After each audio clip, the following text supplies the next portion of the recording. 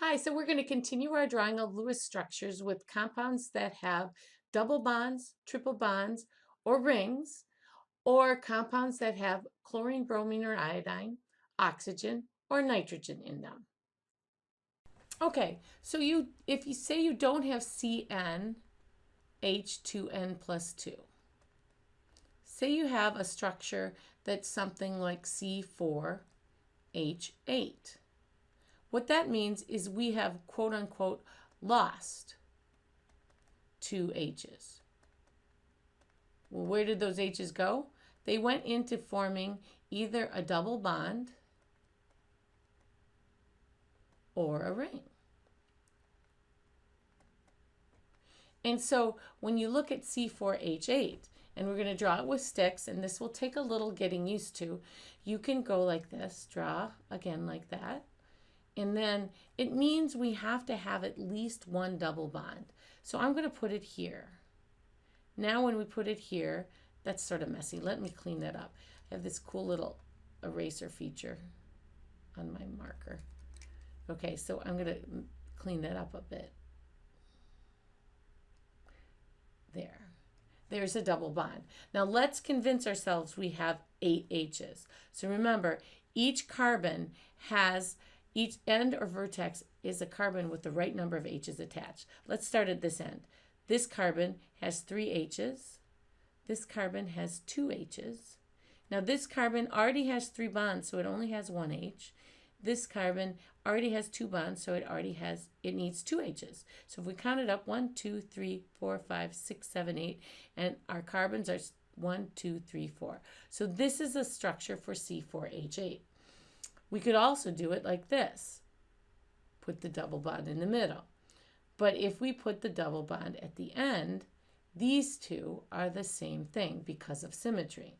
There's one other isomer that has C4H8 and one double bond. It would look like this. 3 carbons in a row, put a double bond, and then put 1 carbon there. So I'm going to cross that one out. So there are 3 different C4H8s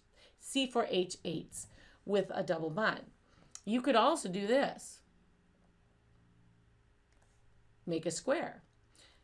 Count up your H's, 1, 2, 3, 4, 5, 6, 7, 8. Or you can make a triangle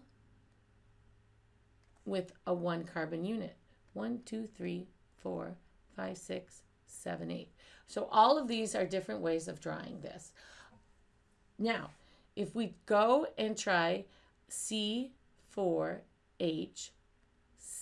then we've lost 2 more H's, 2 more away from that. So we must have another double bond. So either you have 2 double bonds, and there's all sorts of permutations of this, 2 double bonds or a double bond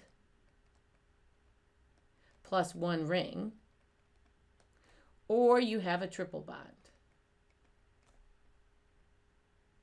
So if we look at C4H6, if I were going to draw this, I'm going to draw it the old-fashioned way with dashes. C attached to 3 H's, attached to a C. Now I'm going to put the triple bond in the middle to C, and then CH on the end. 1, 2, 3, 4, 5, 6. That works perfectly. The funny thing is, people don't like how it looks when you draw it with sticks. A triple bond with sticks looks like this.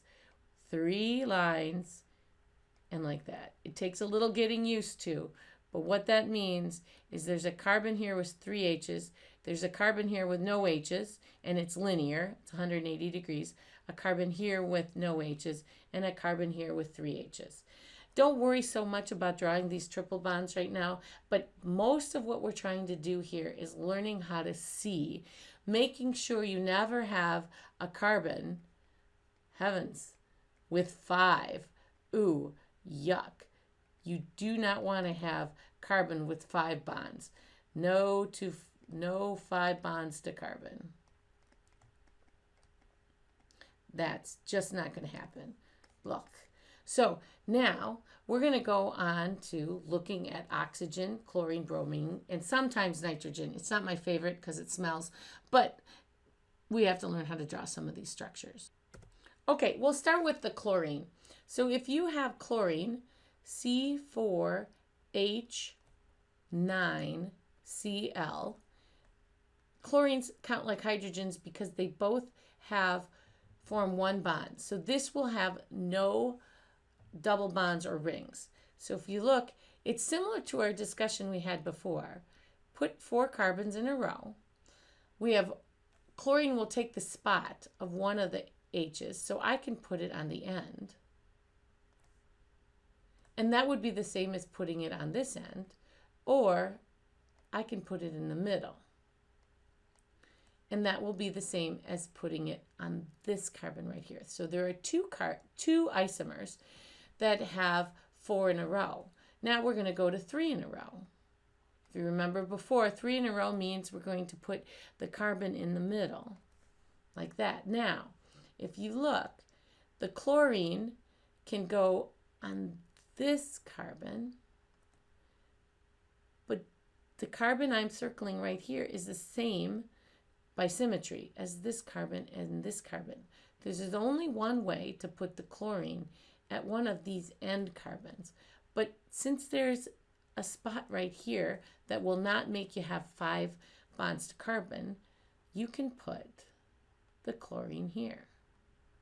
So there are 4 different isomers of C4H9Cl. Now, if we're going to, keeping with the C4 theme, we're going to go to C4H10O. Well, chlorines count, I'm going to put it in quotes, count like hydrogens. And oxygens don't count. What that means is if I have C4H10, it means it doesn't have a double bond or a ring. It follows the rules. O's don't count. So we're going to find the structures of C4H10O. Similar to our discussion here, O's can go in between. So I can put an O here. Remember, it's going in between, so we have to do an OH. And we usually draw the H on the O. Or it can go here. Or just like with the chlorine, it could go on one of the end carbons. Now remember, you have to draw the H when it's on an O. Or it can go in the middle. All of these are what we call alcohols, and we'll learn that later. Now there's another way that O can be in between. It can be truly in between the carbons. So I'm going to put an O here, like that. Oh, I need 4 carbons. There you go. 4 carbons. This is what's called an ether. If you count it up, 1, 2, 3, 4, 5, 6, 7, 8, 9, 10. There you go. There's your 10 hydrogens. Your 10 hydrogens. There's another way to do that. We can have 1 carbon on one side and 3 on the other. Or you can have 1 carbon on one side and 3 on the other, bent like this. Again, what we're doing here is just practicing drawing. And it just takes a little time to get used to looking at these line structures. Remember, each one of the carbons has the right number of H's attached. 1, 2, 3, 4, 5, 6, 7, 8, 9, 10. Make sure you can look at any one of these structures and count the hydrogens. Now the last one we're going to do is nitrogen. Since chlorines and bromines count like H's, oxygens don't count. Nitrogens actually take H's away. So if I had a C4 compound, if I didn't want any double bonds or rings, I would have H11N. The reason this works is an NH group can act like an oxygen and go in between. And I'm just going to draw a couple of these because I think you're getting the hang of it. Put 4 in a row, and then I'll put it on this one. NH2. Nitrogen needs 3 bonds, so you're going to have 2 H's attached to the nitrogen. And we can put that lone pair there. But now let's count up our hydrogens. 1, 2, 3, 4, 5, 6, 7, 8, 9, 10, 11. So just like the oxygens, you can move that nitrogens around like this. Or you can put it in between So remember, if it's in between, it takes an H. So that one's similar to this structure right here. I'll put the lone pair on there. Or nitrogen can have 3 carbons attached to it. So right there, and I'll put these as CH3 groups. Oh, let's put CH3, CH2, CH3. I'll draw it out this way. So if you look, 1, 2, 3, 1, 2, 1, 2, 3, 1, 2, 3, count it up, it's 11. Now, when I draw it like this, remember the H's are attached to the C. So it's not like there are H's shoved in between these two C's. It really means if we're going to draw it in sticks, it looks like this. Okay, so those are some of the isomers. There are more isomers of C4H11. Okay, that's Lewis structures and line drawing. Now try the problems that go with the podcast 1 and the podcast 2 on drawing Lewis structures.